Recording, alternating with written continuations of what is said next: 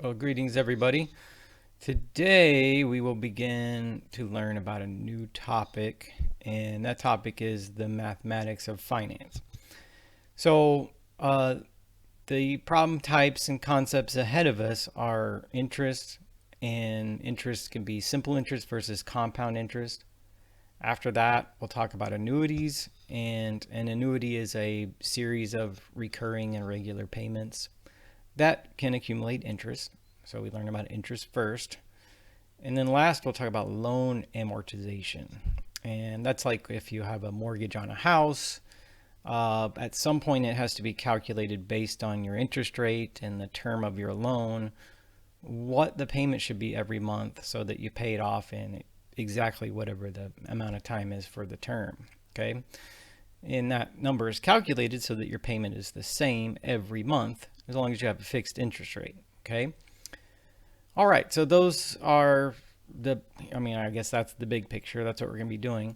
But we'll start with simple interest. Now, to talk about interest at all, then I might say it's the price that is paid or charged to borrow money. Of course, you can loan money to a friend for free, and they just pay you back whatever they borrowed. But in general, there's a price for everything. All right, if you borrow something or use something, right? You pay a price for that in general, and money's no different. So we'll learn about simple interest first. Later, fairly soon, actually, we'll learn about compound interest. Compound interest is based on simple interest, so we start with simple interest. Simple interest, the price that you pay when you borrow money, at least if it's calculated as simple interest, depends on the principal, and that's the amount that you borrow, the interest rate, and the way that that's conceived is it's a percent of the principal per year. Okay, so if like 4% annual interest rate would mean you pay 4% of the principal every year to borrow it. And then time, and that's of course, the length of time that you have the money before you pay it back. Now, that will need to be in years. We'll see there's lots of ways you can measure time. We can measure it minutes and days and months and so on. But for us, it's going to have to be measured in years for the reason that it's got to match the rate. The rate's going to be the percentage per year. So the time has to be in years. So take a look at the problems that you encounter. Make sure that's the case. Okay. All right. The formula is fairly simple as far as mathematical formulas can go. It's the interest is the principal times the rate times the time. Okay. Now, of course, this formula only calculates the interest of when you pay back the money you borrow. You would pay back the principal, what you borrowed, plus the interest. This just calculates the interest. Okay. So how about this? Let's just do a few problems where we use this formula as it is right there. Okay. All right. So I've taken these from my math lab so that it would help you with your assignment. And here, this problem, as I read it, seems to give us all the stuff that we need to calculate interest. It says, you borrow $39,100, your interest rate's 10.25%, and you borrow it for 161 days. Calculate the simple interest. Okay. All right. Now, that's what this formula will do. It will calculate the interest. It doesn't tell us how much we pay back because you have to take the principal plus the interest that you owe and pay that back. But if all we want is the interest, simple interest, then our formula will do that. Okay. So I'll sketch it out like this. So we have the principal P, 39,100, R, 10.25%, T, 161 days. Now, like I had mentioned when I introduced our formula, I said that the time there, you can tell it to me in days if you want to, or if that's what you have. But for the sake of calculation, I'll need to convert it to years. So here's how we do that. We'll say 161 days is 161 divided by 365 years. Okay.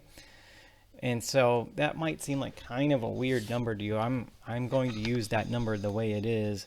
But if you'd like something maybe a little more natural, if I divide that with my calculator, then I might say, well, all right, maybe it's a little more intuitive to say that's like 0.4 years.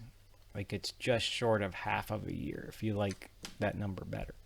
But I'm gonna, in order to not have to round that number, I'm gonna just leave it like that. Okay. Now, in general, like the way that we would convert days to years is take the number of days that we're dealing with and divide it by the number of days in a year, which, I mean, as it says up here, is assume 365 days in a year. Okay, that's why I did it that way. All right, so we'll calculate like this. Interest is principal, 39.1. 10.25%. Well, you know, percent is something we say. We don't do the calculations with the number we talk about. I don't do calculations with 10.25%. I convert that to a decimal, 0.1025. Okay? So there's my decimal form as used for calculation of 10.25%. Times time, so principal times rate times time, and I said, all right, the number of years we're dealing with is 161 over 365. And I just multiply that together, I get 1767.802. Now, there will be some rounding in these. Notice here it says round to the nearest cent, okay? So in other words, round to the nearest penny. So that's why the answer that appears up there is 1767.80. Okay, rounded to the nearest penny, rounded to 2 decimal places, it's 80. All right, so I hope it looks like this formula for simple interest is straightforward. Okay, the only catch might be you have to make sure that number is in years no matter how it's given to you.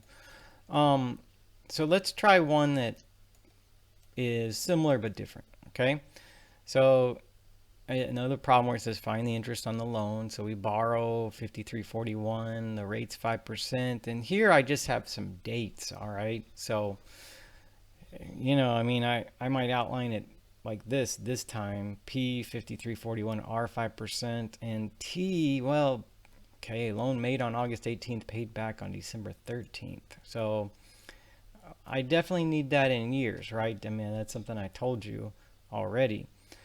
I know that based on the last problem, if this is in days, then I can convert it to years. So the way I did this is I just opened the calendar and I just counted.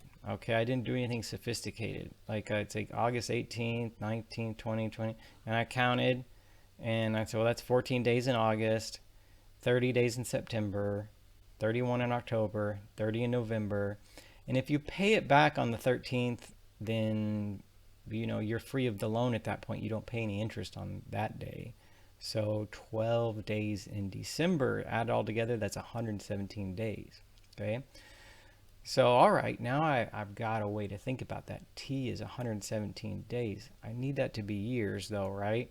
So I'll do like this. 53.41 is principal, 0.05 is rate, and to convert 117 days 2 years, all right, this number must be in years right there as you're looking at it. That is 117 days converted to years. It's 117 over 365. Okay. All right, I get $85.60. There's the 3 digits from my calculator. I just use my handheld calculator to do this. Okay. Right, but I round to the nearest penny. I round to 2 decimal places. That's why this answer up here is 85.60. Okay, so that is our most basic simple interest formula. Principal times rate times time. I don't think that you would make a mistake with this, except for possibly overlooking this detail right here. So I've tried to emphasize that through the video, that time's going to have to be in years no matter what. As you do the problems on MyMathLab, maybe it will be given in years, sometimes days, sometimes I'll have a calendar maybe to look at, sometimes months. If it's in months, you can convert to years by dividing by 12, all right? But nonetheless, you're always going to have to get that number to be the way it needs to be.